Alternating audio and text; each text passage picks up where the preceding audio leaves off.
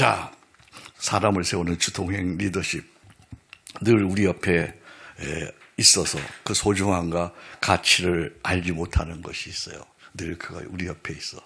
그래서 우리 옆에 있기 때문에 그 소중함과 가치를 알지 못하는 것이 있어요. 무엇이죠? 네? 그게 뭐예요? 사람이죠. 그죠? 사람. 이 사람이 없으면 할 수 있는 일도 없고 사람이 없으면 되는 일도 없죠. 사람이 가정이에요. 사람이 교회예요. 사람이 기업이에요. 문제는 이 사람의 소중함을 알지 못한다는 거죠. 사람을 우리는 외모로 보고 쉽게 업신여기기도 하고 그리고 무례히 행하기도 하고 무시하기도 하죠. 외모를 보고요. 한 시인은 사람과의 만남을 이렇게 표현합니다. 방문객이라고 하는 시인데 여러분 아는 시죠? 사람과의 만남을 이렇게 표현했어요. 사람이 온다는 것 실은 어마어마한 일이다. 그는 그의 과거와 현재에 그의 미래가 함께 오기 때문이다. 한 사람이 인생이 오기 때문이다. 야, 너무 멋있는 얘기야. 너무나 깨달음이 있는 얘기야. 그가 한 사람 오는 게 아니야. 그의 과거와 현재와 그의 미래가 함께 오는 거야. 한 사람의 일생이 오는 것이 한 사람의 만남. 그렇습니다. 한 사람은 단순한 한 사람이 아니죠. 한 사람은 인생이고 한 사람은 역사야. 인생 역사가 나와 함께 있는 거죠. 하나님의 일 역시 사람을 통해 이루어집니다. 하나님은 구원 역사를 이루기 위해서 때마다 시마다 사람을 세우시고 사람을 보내시고 사람을 통해 일하십니다. 우리가 목회하고 선교하는 이유도 사람입니다. 사업하는 이유도 사람입니다. 사람을 살리기 위해서, 사람을 섬기기 위해서, 사람을 세우는 것, 그게 우리의 사명입니다. 우리가 요즘 말하고 있는 지속 가능한 발전이라는 것도 결국은 사람입니다. 남는 것이 사람입니다. 이어지는 것도 사람입니다. 우리는 당장 이윤과 그리고 업적과 성취를 남기려고 합니다. 근데 기억하십시오. 목회의 성공도 사람 남기는 거야. 선교의 성공도 사람 남기는 거예요. 기업의 성공도 사람 남기는 거예요. 내가 떠난 자리에, 내가 떠난 후에 사람이 남아있느냐, 그걸 봐야죠. 네? 내가 그 자리를 떠났어요. 그래도 여전히 사람이 남아있는가. 그래서 사도 바울은 그의 믿음의 아들 디모데에게 이렇게 말합니다. 디모데후서 2장 1절입니다. 또 내가 많은 증인 앞에서 내게 들은 바를 충성된 사람에게 부탁하라. 그들이 또 다른 사람을 가르칠 수 있느니라. 아멘. 충성된 사람을 남기는 거죠. 충성된. 나의 사랑하는 충성스러운 사람들. 여러분들 있잖아요. 내가 죽어도 여러분들 남는 거야. 그죠? 나를 대신해서 여러분들이 주의 일을 하는 거죠. 남는 건 사람이야. 사업도 목회도 선교도 사람을 남기는 거야. 돈 벌려고 하지 말고 큰 교회 하려고 하지 말고 사람을 남기시기를 주의 이름으로 축복합니다. 아멘. 여러분에게 묻습니다. 나는 남길 사람이 있는가? 내 이후에도 내 비전을 이어갈 남는 사람이 있는가? 이게 인생의 성공이야. 느헤미야의 주동행 리더십. 그는 조국을 향한 눈물로 시작되었어요. 눈물이 있어야 거짓이 아니야. 눈물로 시작된 리더십이야. 눈물. 여러분 언제 울어보았어요? 나라를 위해서, 교회를 위해서, 한 성도를 위해서 언제 울어봤냐고요. 그 눈물이 없으면 거짓이에요. 눈물로 시작된 리더십입니다. 그 1장입니다. 그 눈물은 그의 가슴에 심어주신 하나님의 꿈, 비전으로 이어집니다. 그 2장입니다. 눈물로 시작되어서 하나님이 그를 보시고 그의 가슴 속에 예루살렘 재건이라고 하는 그런 비전을 가슴에 심어줬습니다. 이제 느헤미야는 그 비전을 실현하기 위해서 사람을 세웁니다. 오늘 3장 말씀입니다. 사람을 세웁니다. 그러면 느헤미야는 어떻게 사람을 세웠는가? 그의 사람 세우는 주동행 리더십 무엇인지 살펴보고자 합니다. 여러분 궁금하지 않으세요? 느헤미야가 어떻게 사람을 세웠는가? 느헤미야는 어떻게 사람을 남겼는가? 이게 궁금한 거야. 여러분 이런 궁금증이 있어야 설교도 돼요. 느헤미야는 어떻게 사람을 남겼는가? 그의 특징을 한번 살펴보겠습니다. 첫째는 느헤미야는 사람을 믿고 위임하는 리더십이에요. 사람을 믿고 위임하는, 비전을 혼자 이룰 수가 없어요. 사람을 믿고 사람에게 맡겨야 해요. 여호수아도 가나안 정복 후에 각 지파에게 그들에게 전투에서 얻은 땅을 각자 분배했어요. 믿고 분배했어요. 느헤미야도 성을 수축할 각자의 영역을 예루살렘 백성들에게 위임해 주었어요. 느헤미야의 사역의 위임에는 3가지 특징이 있어요. 첫째, 여러분 교환 보십시오. 거기다 적어가면서 그 어떤 위임의 특징이, 첫째는 전체를 참여시키는 위임입니다. 느헤미야는 특정 몇 사람에게, 탁월한 사람에게 맡겨주지 않았어요. 전체를 참여시켰습니다. 제사장에게, 귀족에게, 평민에게, 기술자까지 공동체 전체 소외된 자 없이 다 참여시켰습니다. 제외되는 사람이 없을 때 공동체는 한 마음 한 뜻으로 비전을 향해 나아갑니다. 여기서 특별히 중요한 게 있습니다. 중요한 건 특권층의 참여입니다. 특권층이 빠지면 공동체는 분열됩니다. 그런데 특권층이 앞장서면 공동체는 더욱 단단해지는 것입니다. 그래서 느헤미야는 1절에 보니까 대제사장 엘리야시 가문부터 일어나 참여하도록 했어요. 대제사장부터, 제사장 가문부터 참여하도록 했어요. 이것이 바로 프랑스어로 말하는 뭐죠? 노블리스 오블리제예요. 리더가 먼저 헌신할 때 공동체 전체가 살아나요. 나는 서초교회 목회할 때 언제나 내가 먼저 헌신했어요. 어려운 일일수록 내가 먼저 앞장섰어요. 여러분도 보셨지만 한성 공동체 이끌 때도 내가 어려운 일을 먼저 앞장서요.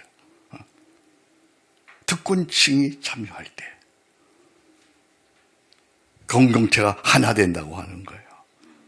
두 번째는 역할과 책임이 분명한 위임이었습니다. 느헤미야는 누가 어디서 어떤 일을 맡았는지 아주 구체적으로 기록을 합니다. 여기 보니까 약 40개의 가문이 나오더라고요. 40개의 가문과 그룹이 각자의 구간을 맡아서 그 구간의 성문과 성벽을 재건합니다. 막연하게 함께 하자, 이거 같이 하자 하는 것이 아니라 그들에게 해야 할 역할과 직분을, 책임을 분명히 해주었습니다. 책임이 분명할 때 사람은 움직이고 공동체는 비전을 향해 나아갑니다. 각자에게 책임을 주는 거야. 각자에게 권한을 주는 거예요. 각자에게 일할 역할을 주는 거예요. 이게 분명해야 돼요. 세 번째는 다양한 사람을 세워서 비전을 이루는 위임입니다. 성벽 재건에 참여한 사람들의 구성이 아주 다양합니다. 제사장과 레위 지파가 있습니다. 정치 지도자와 귀족들이 있습니다. 금장색과 향품 장사 같은 기술자들이 있습니다. 일본 백성들도 참여합니다. 그들의 가족까지 참여합니다. 심지어 성전의 종들까지 등장을 합니다. 하나님은 특별한 사람이 아니라 다양한 사람을 통해서, 성에 있는 모든 사람들을 통해서 이루어 가십니다. 느헤미야는 이들을 단순한 일꾼으로 쓰지 않았습니다. 그들을 세워 공동체를 이루고 그들을 세워 함께 비전을 이루게 했습니다. 위임의 목적은 일의 효율이 아닙니다. 우리 목사님들 기억하세요. 자꾸만 효율적으로 일을 하려고 하면 안 돼요. 사람을 세워서 어떻게 하면 한 공동체를 이룰까? 사람마다 다 달라요. 그걸 품을 수 있어야 돼. 이 사람은 이렇고 저 사람은 저래요. 그죠? 이런 사람이 이렇게 써야 돼. 저런 사람은 저렇게 쓰는 거야. 그 사람은 그렇게 쓰고 이 사람은 이렇게 써야 돼. 이 사람은 이래서 안 되고 저 사람은 저래서 안 되고 그 사람은 그래서 안 되면 쓸 사람이 아무도 없어. 그죠? 그러면 하나님이 나중에 뭐라 그러냐면 너도 못 쓰겠다 그래요. 하나님.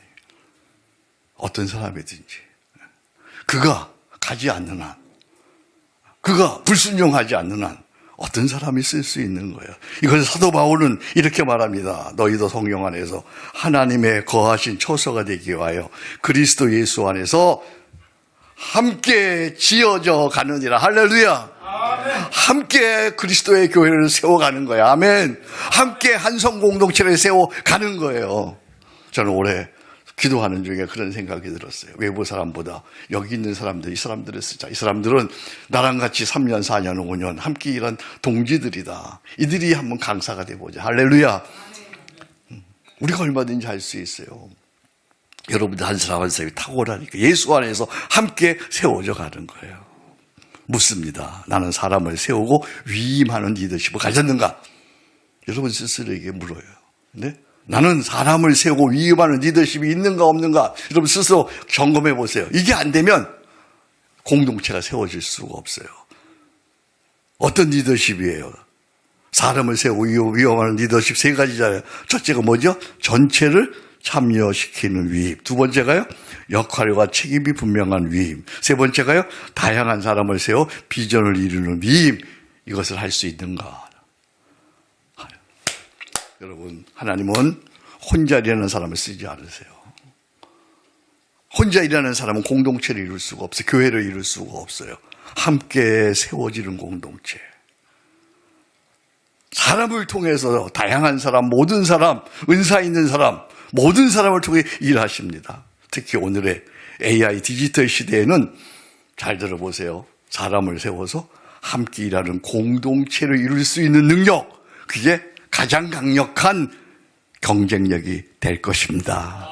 내가 예견해 보니까 그래. AI는 앞으로 다 해. 어린아이는, 우리는 못 따라가요, 어린아이들은. 걔네는 태어나부터 하니까. 우리의 최고의 경쟁력은 아날로그예요. 아날로그를 어떻게 할 거냐? 왔어요, 내 머릿속에 이미. 아날로그 시대. 물론 우리도 어느 정도 AI를 해야 돼. 우리 AI 박사가 있어. 해야 돼. 그런데 최고의 경쟁력은 사람을 세우는 일이야. 사람을 키우는 일이야. 사람과 함께 일하는 일이야. 소그룹을 만드는 일이야. 여러분들이 작은 교회 하니까 이 소그룹을 살리기를 주의 이름으로 축복합니다. 두 번째는 느헤미야의 리더십은 일을, 아주 중요한 얘기죠. 일이 아니고 일을 사명으로 승화시키는 리더십이에요. 일을 사명으로 승화시키는 리더십. 위임만으로는 충분하지 않아요. 사람이 일이 바뀌어졌다고 움직이는 것이 아니라 그 일에 뭐가 주어졌을 때? 의미가 주어졌을 때. 미닝. 그 일에 의미가 주어졌을 때 사람은 움직이는 거예요. 느헤미야 3장을 보니까 우리 자기 집 맞은편과 마주 대한 곳을 중수하였다 그랬어요. 자기 집 맞은편과 마주 대한 곳을 중수하였다. 이런 표현이 계속 반복되어요. 6번 반복돼요. 자기 집 앞에. 이는 내 앞에, 집 앞에 일이 단순한 일이 아니고 내가 책임지고 감당해야 할 내일이 되었음을 의미하는 거야. 이게 이제 내일이야. 느헤미야 일이 아니고 이젠 내일, 내 집 앞에. 나 마주 대하는 곳, 이건 이제 내일이 되었습니다. 또 1절에 보니까 그때 대제사장 엘리야십이 그의 형제 제사들과 함께 일어나 양문을 건축하여 양문을 건축하여 성별하고 문짝을 달고 또 성벽을 건축하여 한메아 망대에서부터 하나넬 망대까지 성별했다면 구별했다는 말이죠. 대제사장과 제사장은 예루살렘 공동체를 대표하는 영적 지도자예요. 그들이 양문을 건축했어요. 양문은 여기 양쪽에 있는 문이 아니야. 여기 양문은 시프게이트, 양이 드나드리는 문이에요. 그래서 거기를 드나들어 제사 드리는 들으러 가는 문이죠. 그것을 성별하였다는 것은 이 일이 하나님께 드려진 거룩한 사명임을 선포한 거죠. 특히 한메아 망대에서부터 하나넬 망대까지 성별했다라고 하는 것은 하나님께 드려진 거룩한 사명임을, 이 성벽 짓는 일이, 성벽을 재건하는 일이 이게 하나님께 드려진 하나님의 일이라는 뜻이죠.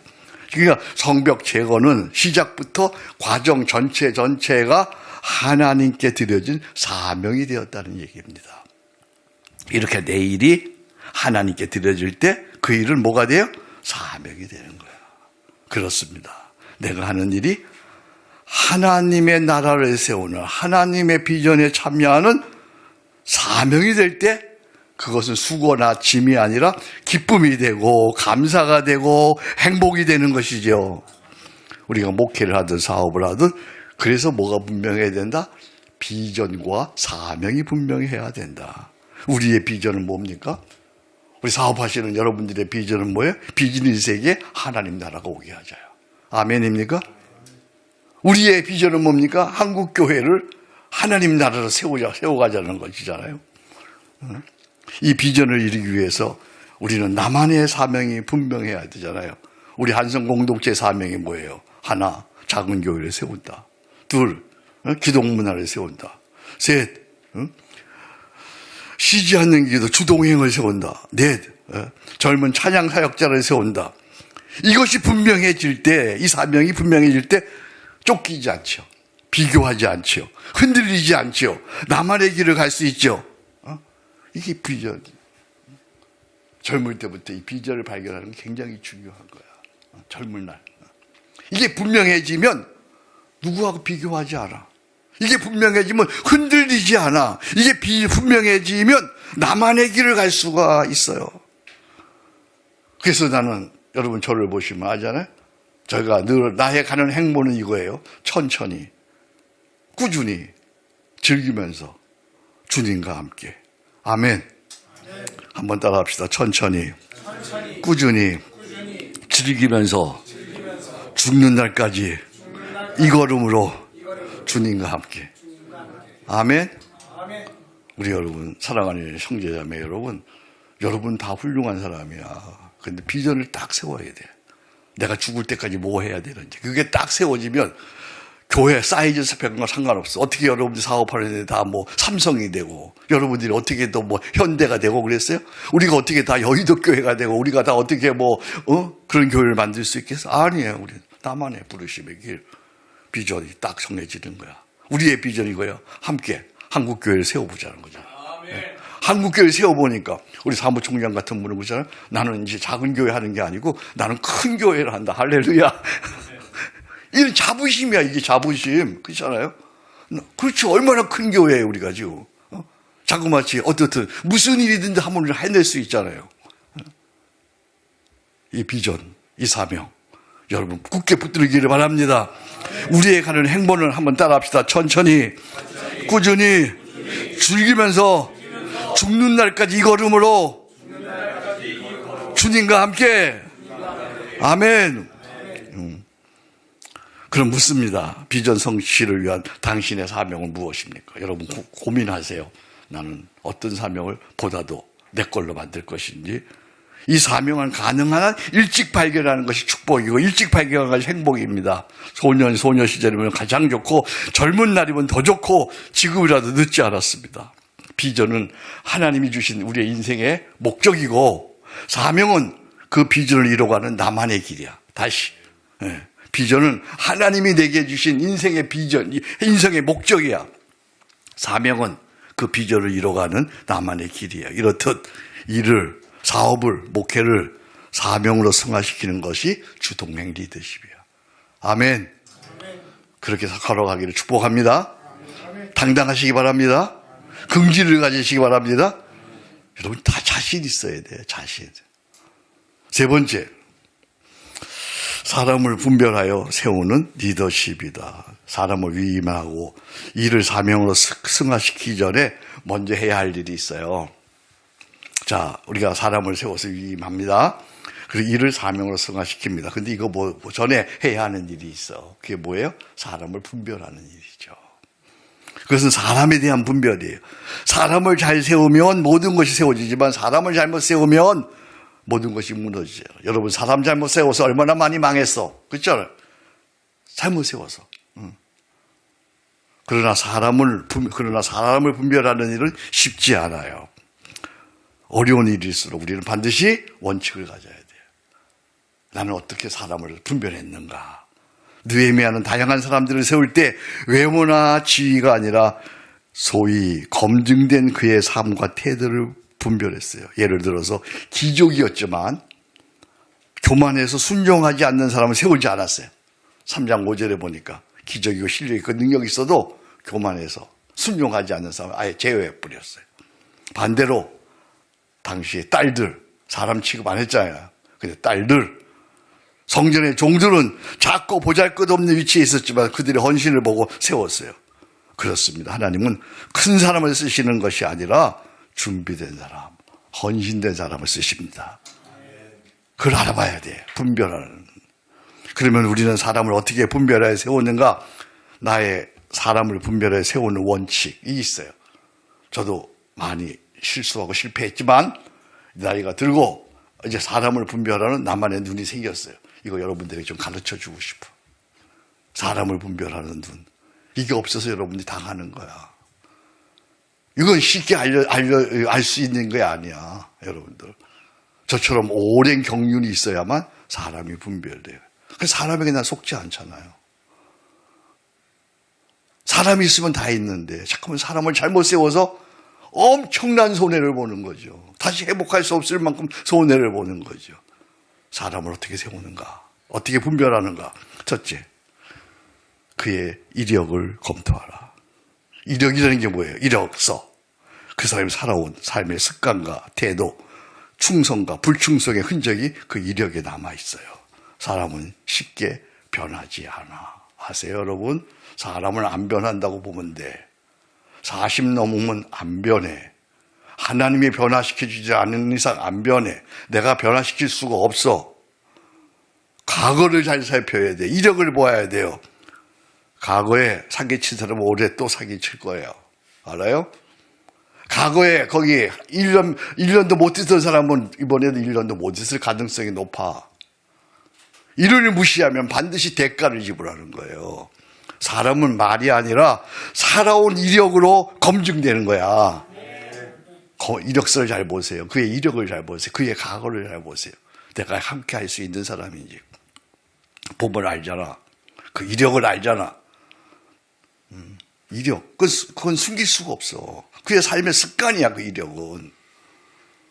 두 번째, 사람됨을 검토하라는 거예요. 재능과 능력보다 사람됨이 우선이에요.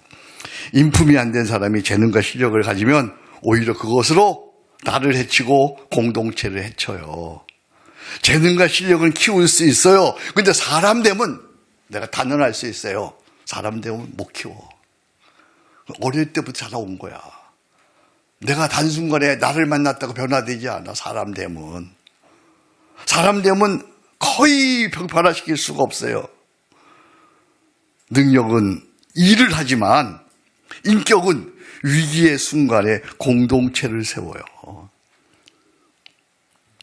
인격이 중요해요. 인격. 나는 고마운 사람들이 있어. 나의 위기의 순간에 그 사람이 나를 구해줬어. 지금도 고마워. 내 위기의 순간에 나를 건져주는 사람들. 그 사람 말 한마디에 내가 그때 그 사람이 나에 대한 말을 잘못했으면 내가 죽을 수 있었어. 근데 그 사람이 나를 건졌어. 사람됨을 검토하세요. 사람됨. 세 번째는 같은 비전과 뜻을 갖고 있는지 검토해라. 아무리 유능해도 방향이 같지 않으면 함께 갈 수 없잖아. 그렇잖아요. 동역자는 단지 일을 잘하는 사람이 아니라 같은 비전과 같은 방향을 바라보고 그곳을 같이 가는 거잖아요. 그렇죠? 그러니까 아무리 유능해도 나랑 뜻이 다르면, 나랑 방향이 다르면, 나랑 사명이 다르면 같이 갈 수가 없는 거잖아요. 능력은 서로 달라야 하지만 방향은 반드시 같아야 되는 거야. 능력은 달라야 돼. 그죠? 이런 능력, 저런 능력은 달라야 돼. 근데 방향은 같아야 돼요. 나는 서울 가려고 그러는데 그 사람 부산 간다면 뭐가 되겠어요? 그렇잖아요. 근데 우리는 유능하다고 그냥 그 사람을 쓰는 거야. 네 번째, 어디에 세울 것인지 그의 은사를 검토해라. 좋은 사람이라고 해서 아무 자리에나 세우면 안 되죠. 그의 은사와 실력에 맞는 자리인지를 검토하고 세워야 되죠. 그의 은사와 재능에 맞는 자리에 세워야 그 사람도 긍지를 가지고 일을 하고 공동체도 유익을 갖는 거 아니겠어요? 그 사람의 위치, 그 사람 은사에 맞는 자리. 사람을 이 제자리에 세우는 것이 최고의 리더십이야. 사람을 제자리에 세우는 것. 그 자리에 딱 세우는 것. 다섯 번째는, 네 가지 다시 한번 보겠습니다. 첫 번째, 그의 뭐를 검토하라? 이력을 검토. 두 번째가요? 사람됨을 검토하라. 세 번째, 같은 비전과 뜻을 갖고 있는 검토하라. 네 번째, 어디에 세울 건지 그의 은사를 검토하라. 다섯 번째, 이 모든 것을 기도로 검토하라. 기도로 사람을 세우는 일은 인간의 판단만으로 할 수 없어요. 물론 이력도 중요해요. 성품도 중요해요. 비전도 중요해요. 은사도 중요한데 마지막은 뭐예요? 기도야. 하나님께 기도하는 가운데 묻고 성령의 분별과 인도하심을 구해야 하는 것입니다. 우리 예수님께서도 사람을 선택하실 때, 제자를 선택하실 때 어떻게 하셨어요? 밤이 맞도록 기도하셨어요. 밤이 맞도록. 그 사람을 놓고 기도하는 거예요. 묵상하는 거야. 하나님, 이 사람을 내가 쓸 수 있는지요? 하나님, 이 사람 어디에 써야 되는지요? 이 사람, 하나님 어떻게 해야 되는지요? 분별의 마지막은 기도야. 너희가 지혜가 부족하거든 후회 주시고 꾸짖지 아니하시는 하나님께 구하라. 그리하면 주시리라. 아멘. 기도하면 하나님이 가르쳐 주세요. 아멘. 여러분 하다 보면 떠나는 사람도 있잖아요. 떠날 때 예의상 2번은 붙잡으세요. 예의상. 마음 먹고 떠난다는 사람 붙잡는다 되지 않아. 잘 보내주세요. 잘 보내주세요. 근데 하나님이 허락하시면 나중에 돌고 돌아오는 격이 있기는 합니다만, 그런데 떠날 때는 또 잘 떠나보내야 돼. 그래서 하나님 나라를 위해서 우리가 함께, 그는 거기서 나는 여기서. 근데 여러분 떠날 때 꼭 명심해야 할 일이 있어. 내가 먹던 물에 침 뱉고 떠나지 마라. 내가 먹던 물에. 어떤 놈은 내가 먹던 물에 오줌 싸고 가는 나쁜 놈도 있어. 그러지 마라. 언젠가 내가 돌아와서 그 물 내가 또 먹을지 몰라. 언제나 덕을 가지고 살아가는 여러분 되기를 주의 이름으로 축복합니다. 사람을 세우는 원칙을 요약하면 이렇습니다. 사람은 이력으로 봅니다. 사람은 인격으로 검증합니다. 사람은 비전으로 맞춥니다. 사람은 은사로 세웁니다. 사람은 기도로 결정합니다. 제가 적어놨습니다. 같이 읽습니다. 시작. 사람은 이력으로 보고 인격으로 검증하고 비전으로 맞추고 은사로 세우고 기도로. 아멘. 이게 한 문장으로 쉽게 나온 문장이 아니잖아요. 제가 30년을 목회하고 50년을 목회하고 나온 말이에요. 다시 한번 같이 읽습니다. 시작. 사람은 이력으로 보고 인격으로 검증하고 비전으로 맞추고 은사로 세우고 기도로. 아멘. 결국 탁월한 리더는 일을 잘하는 리더가 아니야. 제가 너도 얘기죠. 일을 잘하는 일은 매니저야. 매니저는 일을 잘해야 돼요. 근데 최종 리더는 사람을 택하고 사람을 제자리에 세우는 사람, 그 사람이 리더예요. 그래서 우리는 말합니다. 인사가 만사다. 그런 거죠. 결국 리더십의 승패는 사람에게 달려 있어요. 여기서 이제 정말 중요한 얘기 하려고 그래요. 오늘 설교의 메시지의 핵심이 되는 거예요. 여기서 우리는 사람을 세우는 데 있어 가장 중요한 질문을 해야 돼요. 나는 과연 사람을 세울 수 있는 그릇인가요? 나는 사람을 세울 수 있는 그릇인가? 아무리 성능 좋은 최첨단 자동차라도 내가 운전할 실력이 없으면 그건 무용지물이야. 그죠? 뿐만 아니라 그가 운전하면 운전할수록 엄청난 위험을 초래할 거야. 그렇잖아요. 성능이 좋은데 내가 그 자동차를 다룰 능력이 없으면 그가 그런데도 운전한다면 어떻게 돼? 어마어마한 위험에 초래하겠지요. 마찬가지예요. 아무리 출중한 인재라도 내가 감당할 수 있는지를 먼저 물어야 돼요. 내가 감당할 수 있으면 그와 함께 비전 성취라는 큰 역사를 이루게 될 것이고, 내가 감당하지 못하는데 내가 그와 함께 일하면 오히려 큰 화를 입게 되는 거죠. 성경에도 분명한 예가 있습니다. 사울왕은 다윗이라는 탁월한 인재를 곁에 두었습니다. 근데 그를 감당할 그릇이 못 됐잖아요, 사울이. 네? 다윗을 축복이 아니라 뭐로 여겼어요? 위협으로 여겼어요. 결국 제거하려다가 스스로 파멸의 길을 치닫고 말아. 그 좋은 그릇을, 그죠? 좋은 인재를. 그릇이 안 되는 거야, 그릇이. 내가 반대로 다윗은 달랐어요. 그는 원수와도 같은 사울의 아들을 요나단을 친구로 삼았어. 이야, 참. 정적의 아들을 요나단을 친구로 삼았어. 요나단은 다윗을 보호합니다. 그가 이스라엘 왕이 되는데 요나단이 결정적인 역할을 합니다. 그렇습니다. 같은 사람이라도 그릇이 준비된 사람에게는 축복이 되고 그릇이 준비되지 않는 사람에게는 위험이 되는 거예요. 그렇습니다. 사람을 세우는 리더십은 결국 나에게 달렸어. 내 그릇에 달렸어. 나의 신앙 용량을 키워가는 거야. 그 사람을 담을 만한 그릇이 되는가. 여기 보세요. 여기 각자 우리 타고난 사람들이잖아요. 그죠? 이 당기잖아 이게. 그 사람을 담을 만한 그릇이 되는가. 그러면 여기서 이제 마지막 질문이에요. 그러면 나는 나의 믿음의 그릇을, 인격의 그릇을 어떻게 키워갈 수 있느냐는 거예요. 이게 이제 최종적인 물음이죠. 네? 나의 인격의 그릇, 믿음의 그릇, 용량을 어떻게 키워갈 수 있는가. 그것은 결론을 얘기하면 날마다 임마누엘 루틴으로 키워갈 수 있어요. 다른 길이 없어. 그러니까 책으로 되는 게 아니야, 이게. 이게 경험으로 되는 게 아니야. 날마다 임마누엘 루틴. 나는 날마다 십자가에 죽고 내 안에 사시는 그리스도와 함께 때마다 시마다 말씀을 묵상하고 때마다 시마다 하나님께 묻고 그러는 사이에 내 믿음의 용량도 커지는 거죠. 놀라운 사실은요. 다윗 같은 그런 대단한 사람이요. 하나님께 물었을 때는 전쟁에 나가 승리해요. 근데 하나님께 묻지 않고 나가면 전쟁에 나가 실패하는 거예요. 그 사무엘 상하에 이렇게 보면 다윗이 하나님께 묻자오되 하나님 묻자오 단어가 많아. 근데 묻지 않고 나가면 실패하는 거야. 사람의 그릇이 그것밖에 안 돼. 임마누엘 루틴으로 하나님께 물으면 그릇이 커져서 다 담을 수 있어. 근데 임마누엘 루틴을 하면 사람이 작아지고 별말 아닌데도 상처받아.